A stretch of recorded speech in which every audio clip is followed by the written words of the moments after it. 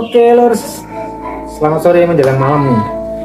Kita ketemu lagi di channel podcast Cak Indra Belusukan. Kebetulan saya sama Mas Pung lagi.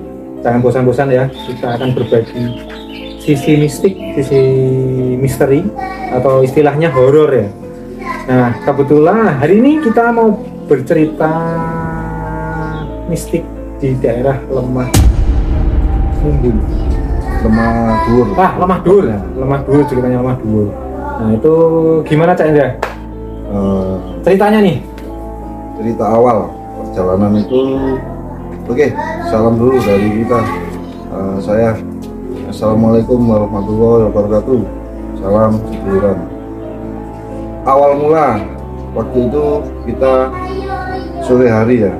Sore hari dengan Mas Pung ke sana itu mencari lokasinya, karena di sana itu di Lemah Dhuwur itu ada yang namanya penjaga atau kuncen, juru kunci ya? Ya, juru kunci. Tapi karena juru kuncinya ini tidak ada, jadi kita tanya warga gitu, di mana dan di Lemah Dhuwur.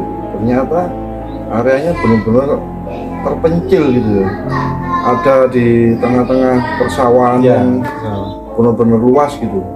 Lebih tepatnya di daerah Porong lah ya. Daerah Porong. Di daerah. Awalnya tuh sebenarnya kita mau cari ini Mas ya. Di channelnya Mas Indra itu pas situs ya Mas ya. Ya, kita cari situs Candi.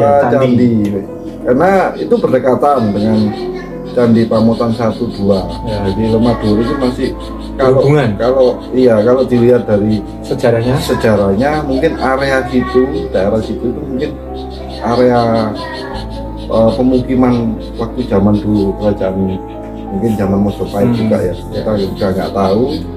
Cuman lebih detailnya itu sempat tanya-tanya warga sama beberapa kali ketemu kunjungnya kita ke sana, itu kan bilangnya ya memang ini satu kesatuan. Cuman banyak yang dibongkar gitu. Maksudnya gini, zaman semakin maju, situs-situs purbakala yang sudah tidak terawat itu, dari mungkin ada beberapa pihak dinas purbakala yang sudah melestarikan ya, sudah kalau disahkan ya, diresmikan jalan negara. Ada beberapa yang tercecer, maksudnya nggak sampai diresmikan, jadi akhirnya banyak batu bata sisa-sisa candi itu dipakai oleh warga setempat untuk pembangunan pribadi. Ya, dari harapan kita kan sungguh tragis gitu, sejarah ini yang harusnya dilestarikan tapi ternyata dihilangkan secara nggak sengaja dari orang-orang yang nggak bertanggung jawab. Oh ya Cak, itu kan kita tadi belajar sedikit ceritanya, tapi kita mau cerita yang sisi misterinya Cak. Kalau apa yang waktu Cak Indra kesana tuh merasakan apa deh di sana? Dari pertama kita mau masuk areal persawahan itu, saya lihat dari jauh sudah kelihatan ada 2 pohon besar.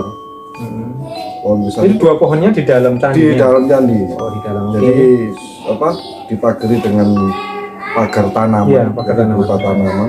Nggak tahu itu tanaman apa. Dan waktu mau masuk ke sana, saya itu merasa sudah ditunggu. Oh, wis dinteni ya orang Jawa ya, ditunggu lah, nanti ini wih jari Arab ngulas di sini, monggo. Itu perasaan saya. Memang saya kadang peka, kadang nggak peka ya, namanya juga kita kan ininya niatnya itu mengulas sampai seberapa, secara fisiknya seperti apa. Oke lah, setelah itu kita berjalan sampai di depan areal, kita berhenti sejenak, itu mau masuk ke pintu masuknya candi. Itu saya sudah merasa kayak ada keramaian di situ. Padahal itu sepi ya? Iya, sepi. Nggak ada siapa-siapa, cuma saya sama berdua doang. Petani jarak jauh, dia jauh banget ya. Cuman saya masuk itu rasanya kayak rame, terus banyak mengawasi saya, maksudnya yang dilihatin ya, kayak aku merasa dipantau, mati gitu. Diamati betul. Terus saya ucapkan salam di situ. Saya nggak mau ngupload dulu, jadi mau ucapkan salam, baru 2-3 langkah saya baru masuk. Kamera saya nyalakan dan perjalanan saya muter. Saya kan gini, itu kan lingkaran ya. Candinya itu memang berupa tumpukan batu bata yang berserakan mau ambruk. Iya. Ya tragis ya, kalau keadaannya tragis. Tapi saya sebenarnya mau ke kiri, mau muter ke jalur kiri gini. Tapi rasanya kok gak etis. Muter ke kanan. Jadi kayak ada bisikan, ada suara dengar itu. Ya, jadi aku ngawalnya akhirnya saya karena kan mau ke kanan, disuruh ke kanan, ya wes jalan muter ke kanan. Tak cari pintu candinya. Kan pintu candinya di sebelah kanan. Oh, ini padahal kita kan nggak pernah tahu. Iya. Kita nggak pernah tahu. Cuman posisinya di mana? Harusnya itu masuknya dari mana? Kalau ngomong kalau ada kuncen kan pasti diarahkan ya. Ini nanti, ini mohon nanti masuk sebelah sini pasti ada yang arahkan. Ini enggak. Secara naluri itu kamu masuk sebelah kanan. Oke, kan masuk. Dan setelah melewati tumpukan batu bata yang sudah ditata oleh warga setempat itu, baru belok kiri. Nah, ketemu pintunya, tangga naik ke candi itu. Dan waktu naik ke candi itu aku udah berhenti. Lihat apa mas? Bayangan Kak Hendra lihat apa? Ya kayak ada yang jaga. Rasanya kayak gini, kalau aku mau masuk, namanya kita tamu, ya nyun sewu, ya kelan wun. Nah dari situ aku masuk, baru rasanya hawa itu berubah. Kayak pasar gitu, ramaian. Padahal aku, ya benar Bu, kita nggak pernah biasanya kalau kita di area mana ya kayak Kapurowana kayak gitu, kita nggak pernah dengar suara bunyi kicauan burung. Iya. Tapi di situ rame kicauan burung itu kayak ratusan. Jadi kayak aktivitas banyak orang ya. Banyak orang dan kicauan burung juga rame kayak gini. Ya ini yang namanya alam. Apa mungkin di sini areal pesawahan banyak padi yang menjadikan banyak burung di situ secara evolusinya ya. Tapi kenyataannya memang nggak ada. Nggak ada burung di situ. Kita lihat di candi-candi itu ada kotoran-kotoran burung itu. Jadi mungkin banyak burung yang bersarang di situ ya. Karena dia ada pohon gedenya itu ya. Padahal aku lihat ke atas itu nggak ada. Nggak sarang-sarang burung.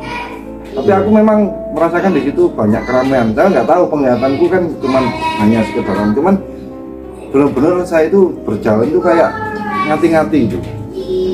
Lewat itu ngati-ngati, terus ada di tengah itu di pohon, 2 pohon ini ada kayak arca, tapi arcanya itu udah utuh ya? Putus. Iya, kepalanya udah putus. Kepala patung arca itu kepalanya putus. Cuman ilustrasi deskripsinya saya nggak paham sih. Cuman ini menjelaskan bahwasanya sungguh tragis keadaan kondisi dari candi ini. Tapi untung dari warga setempat swadaya itu masih bisa dilestarikan minimal. Tapi jarang ada yang mengunjungi ke sana. Sama Mas Indra. Jadi waktu pas Masin masuk itu di dalam, memang kan Mas Pung itu posisinya di luar pagar kan, seperti di luar pagar itu memang sama yang saya rasakan, yang saya lihat itu bahwa mereka tuh kayak rame. Bahkan saya tuh lihat tuh kayak ini loh Mas, apa sih, kayak mereka sedekah tuh loh Mas, kayak sedekah bumi kalau loh. orang dulu ya sedekah deso. Nah, model deso atau gitu kan. Mungkin secara kalau orang dulu tuh kayak gini, panen raya. Nah, panen ya, bener kayak panen, dia ngasih panennya tuh dibawa gitu loh. Jadi kayak mirip-mirip kayak pasar gitu loh Mas. Iya. Makanya aku rasanya rame di situ. Jadi sebenarnya tuh posisi tuh cuma saya sama Mas Hendra di dalam candi itu, tanah itu. Dan ketika saya masuk, berarti kita tuh sebenarnya udah masuk di alamnya mereka ya Mas Hendra. Jadi kayak secara tidak langsung kita tuh masuk dan saya melihat keramaian. Dan ada yang tadi Mas Hendra bilang pohon itu benar. Jadi ketika saya lihat, akhirnya saya masuk tuh. Jadi saya masuk, posisinya Mas Hendra tuh lagi ngonten di dalam. Saya udah masuk di pagernya. Pagernya itu memang pagar tanaman. Nah, saya pas lihat pohon itu, saya lihat itu orang tua Mas. Jadi orang tua yang pakai sorban, pakaian Jawa tapi melihat Mas Hendra. Kenapa? Mungkin ya karena waktu itu kan Mas Hendra lagi ngonten kan, dia lagi keliling. Pas saya Mas Hendra waktu masuk, saya tuh lihat bapak-bapak tua itu yang lihat kita. Ya mungkin yang tadi Mas Hendra bilang ya kayak disambut ya Mas ya. Kayak mungkin bapak itu yang nunggu kita gitu Mas. Yang nunggu Itu secara nggak langsung tuh ya itu sih. Jadi sebenarnya logikanya sih gini sih. Ini sore memang kalau di radius 1 kilo terus tuh aku lihat orang-orang tani karena itu di tengah sawah di porong. Dan apa ya, memang ya kita tuh mau nggak mau tetap kita berdampingan ya.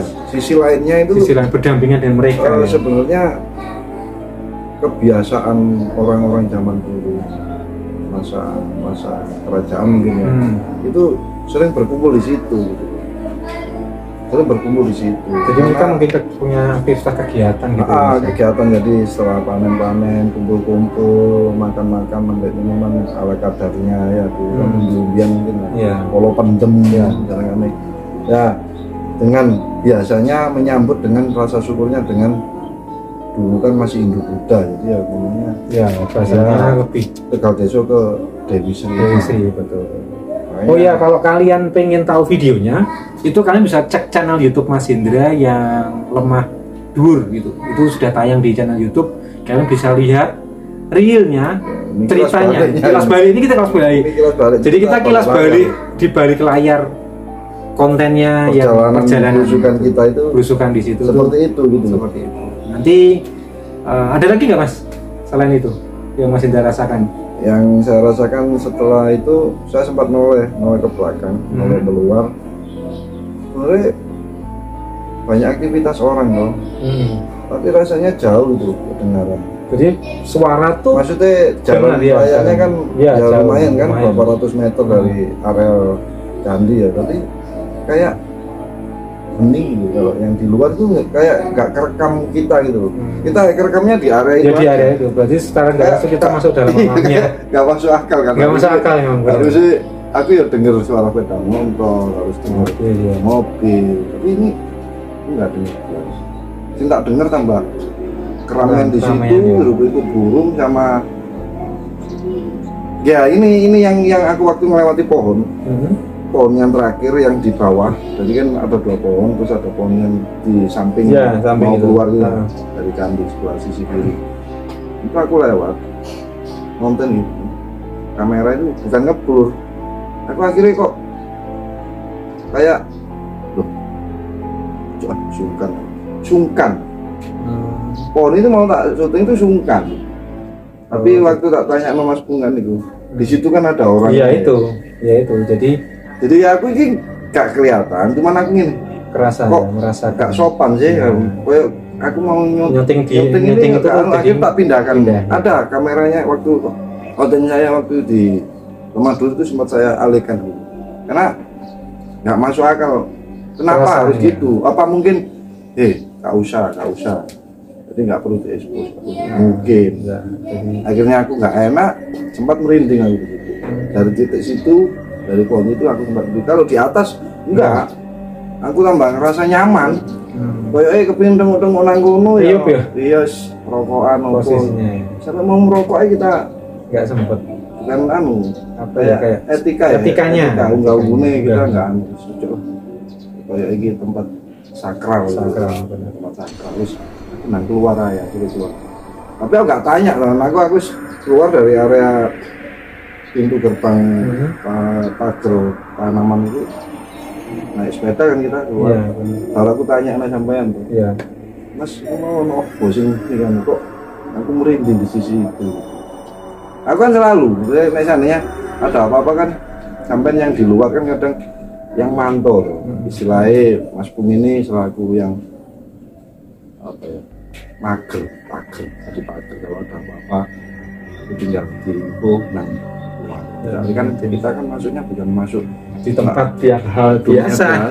Ini tempatnya tempat yang benar-benar beda. Sakral, disucikan sebenarnya. Tapi kan kalau orang-orang situ ya mungkin memahami ya. Makanya jarang ada orang masuk situ. Jarang Mas. Jadi Cak Hendra Belusukan itu akan mengunjungi tempat-tempat yang terlupakan. Oke, ini jadi ada nilai poinnya, nilai plusnya dari channel YouTube ini bahwa tempat-tempat yang terlupakan nanti akan diekspor sama Cak Indra Busuan. Nah, terlupakan karena apa? Ya kalau saya merasa itu penduduk sekitar aja Pedagang ya, cuek ya, masih kalian nggak peduli. nggak peduli. Zaman ya mas ya, pengaruh budaya-budaya dari leluhur kita itu sangat banyak, dan itu pun kita nggak tahu ya dulu itu seperti apa. Harusnya dilestarikan, tapi ya namanya zaman sekarang ya siapa apa lah. Hanya orang-orang aja yang peduli, yang mau ibaratnya menjunjung ya, adat dan budaya dari Jawa terutama, karena saya kan orang Jawa. Kalaupun sampai ke pulau lain ya aku yang mau ya tunggu tanggal mainnya aja tapi aku pasti dengan Mas Pung Lesiran, karena kita tim work untuk perjalanan busukannya. Oke lur, sampai di sini. Jadi inilah di balik layar Lemah Dhuwur podcast Cak Hendra Busuan. Oke Cak, silakan menutup Cak. Oke, untuk apa yang saya jelaskan di channel ini mungkin ada salah kata ataupun apa, mohon maaf, karena kita hanya sifatnya menjelaskan, menjabarkan perjalanan kita sepenglihatan mata kita, dan harapan dari Cak Indra ini, ayo dulur kita lestarikan adat dan budaya terutama di Jawa, karena budaya kita itu jangan sampai lepas, jangan sampai kita terpengaruh dengan budaya lain. Harus kita lestarikan, menjunjung tinggi, karena negara Indonesia Nusantara ini jadi seperti ini karena dari budaya leluhur kita. Oke, salam seduluran. Assalamualaikum warahmatullahi wabarakatuh.